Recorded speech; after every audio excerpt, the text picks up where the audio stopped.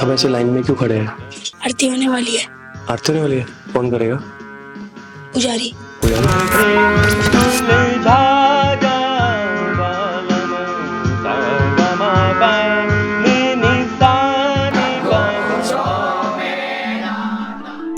ओम लक्ष्मीनाथ समारंभां नाथया मध्यमाम् अस्मदाचार्य पर्यन्तां वन्दे गुरु परंपराम्।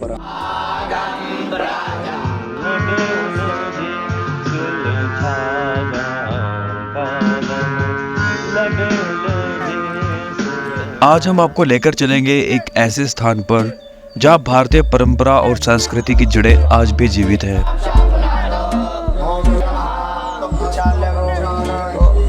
एक आधुनिक गुरुकुल। यहाँ के विद्यार्थी प्राचीन गुरुकुल शिक्षा प्रणाली के माध्यम से शिक्षा प्राप्त कर रहे हैं।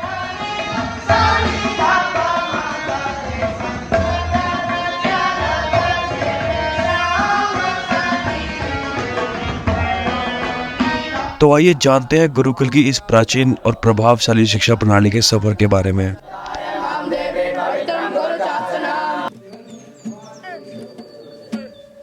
आरती के बारे में थोड़ा बताना। यहाँ पर जो है गुरु परंपरा का पाठ किया जाता है। ओके। उसके बाद प्रणाम कर कर सब अपने अपने कार्य में व्यस्त हो जाते हैं गुरुकुल के। नॉर्मल स्कूल में नहीं पढ़ाई की आपने? नहीं, मैं 6 करी थी नॉर्मल स्कूल में, फिर वहाँ से छोड़ के यहाँ आ गया था। वहाँ ठीक था, यहाँ पे ठीक है? यहाँ पे ज्यादा बढ़िया है। वो क्यों? क्योंकि हम यहाँ संस्कृत पढ़ रहे हैं, हमें कि भगवान का जो भी था वो हमें अभी से अध्ययन कर रहे हैं हम। अच्छा। तो आजकल के बच्चे जैसे हैं फोन में सब में बिजी रहते हैं, लेकिन नहीं, हम ऐसे गुरुकुल में पाठ करते हैं। भारत की पुरानी धरोहर है संस्कृत। जी जी बिल्कुल। संस्कृत आप बोल लेते हो? हाँ जी हाँ जी। संस्कृत में कुछ बोल के बताओ। मम नाम योगेश शर्मा अस्ति भवता नाम किम। इसका मतलब? मतलब मेरा नाम योगेश शर्मा है, आपका नाम क्या है? मेरा? हाँ जी। मेरा बिल्ला। अच्छा, तुम बिल्ला नाम अस्ति। जी। गुरुकुल में केवल किताबी ज्ञान ही नहीं बल्कि जीवन के हर पहलू की शिक्षा दी जाती है। यहाँ वेद, उपनिषद, महाभारत और रामायण जैसे प्राचीन ग्रंथों का अध्ययन होता है।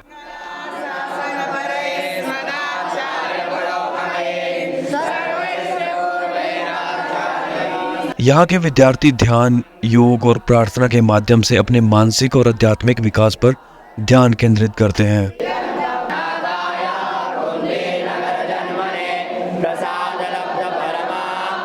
गुरुकुल में शिक्षा का वातावरण पूरी तरह से अनुशासित और शांतिपूर्ण होता है, जो विद्यार्थियों के विकास में सहायक है।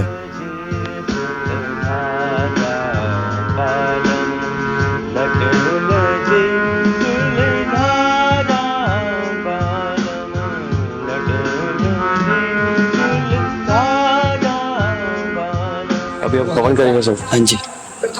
चलो शुरू करते हैं फिर। जी।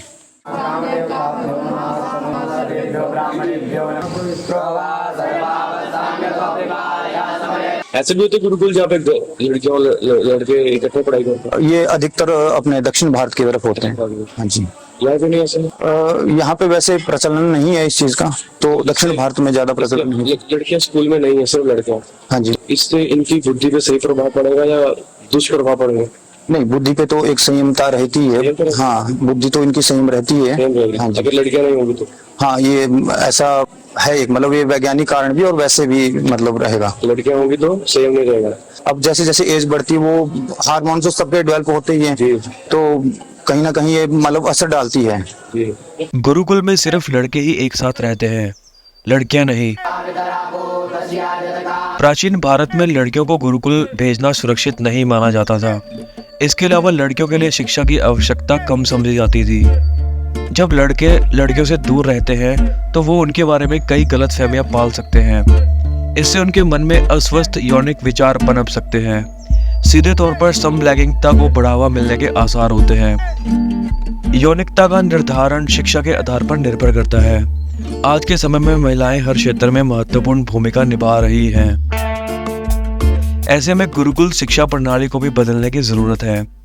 लड़कियों को भी गुरुकुल में शिक्षा का अवसर मिलना चाहिए ताकि वो प्राचीन ज्ञान और परंपराओं का हिस्सा बन सके और गुरुकुल में पढ़ने वाले लड़कों का मानसिक और शारीरिक विकास हो सके।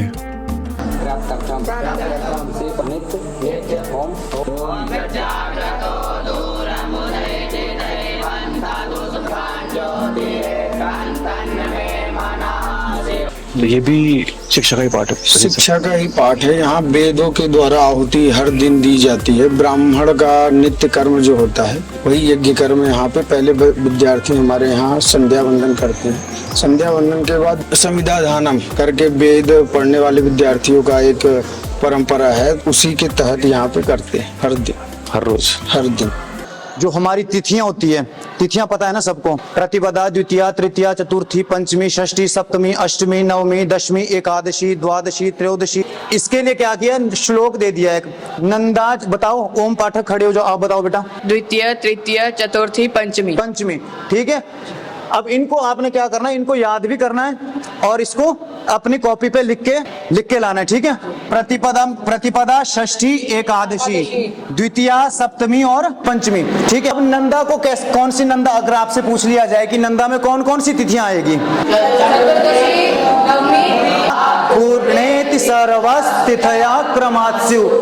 ये मलखम्ब है, हमारी बहुत पुरानी धरोहर है। जब मुगलों का शासन था तब मुगल के वहां से विदेश से दो बहुत बड़े पहलवान आए, तो इसको जो जनक हैं, जो इसके रचयिता हैं, जब उन्होंने के बात में सुनी कि वो ये चुनौती देते हैं सरेआम, तब उन्होंने कहा कि मैं तुमसे एक महीने का समय लूंगा, तब मैं तुमसे आग लड़ूंगा। तब वो जाके एक पिलर बनाया ऐसे लकड़ी का, उसके ऊपर अपने अड़ी पेच मारते थे। एक महीने में उन्होंने अपनी इतनी प्रैक्टिस कर ली कि दोनों में से जब पहला वाला लड़ने आया ना, तो दूसरा वाला उसको देखकर ही भाग गया। इससे होती है ये, इससे शरीर हमारा बहुत लचीला रहता है, मजबूत रहता है और स्टेमिना बहुत रहते हैं शरीर में, मिलकर पिरामिड बनता है ये। कईयों ने बाल कटवा रखे हैं, मुंडन करवा रखा है, कईयों ने, आपने नहीं किया, ऐसा क्यों? हाँ जी, उनका जनेऊ होना था। आपका नहीं हुआ? यज्ञ मेरा हो चुका है। जनेऊ क्या होता है? यज्ञोपवीति है। आपका हो गया? हाँ जी, पहले? हाँ जी, इनका भी होना था जी। राग भैरवी, भैरवी राग है ना?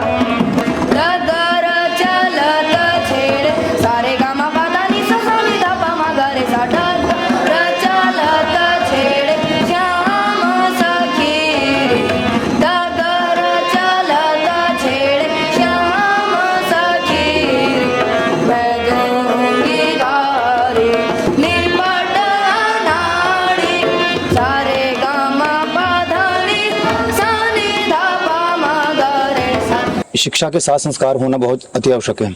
तो शिक्षा के साथ संस्कार होना, एक जो गुरुकुल पद्धति है वो बहुत अच्छे तरीके से गुरुकुल में रह करके बच्चा सीखता है। और छात्रों के लिए यहाँ पे अलग अलग प्रकार की सुविधाएं हैं, जैसे खाना अच्छे से मिलता है, रहने का, सोने का, ये सारा निःशुल्क मिलता है बच्चों को। निःशुल्क शिक्षा है तो इसका खर्चा कौन उठाता है सबका?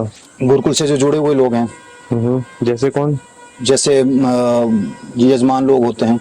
यहाँ पे पढ़ाई करने के बाद क्या करोगे आगे फ्यूचर में? प्रोफेसर बनना है संस्कृत। किस संस्कृत का? संस्कृत की जॉब मिल जाती है इजीली? हाँ जी, या मिल जाएगी? जी, हम डॉक्टर और इंजीनियर छोड़ के सब कुछ बन सकते हैं, आर्मी से लेकर सब कुछ। सब कुछ बन सकता है? जी। डॉक्टर भी, इंजीनियर भी? नहीं, डॉक्टर इंजीनियर को छोड़ के।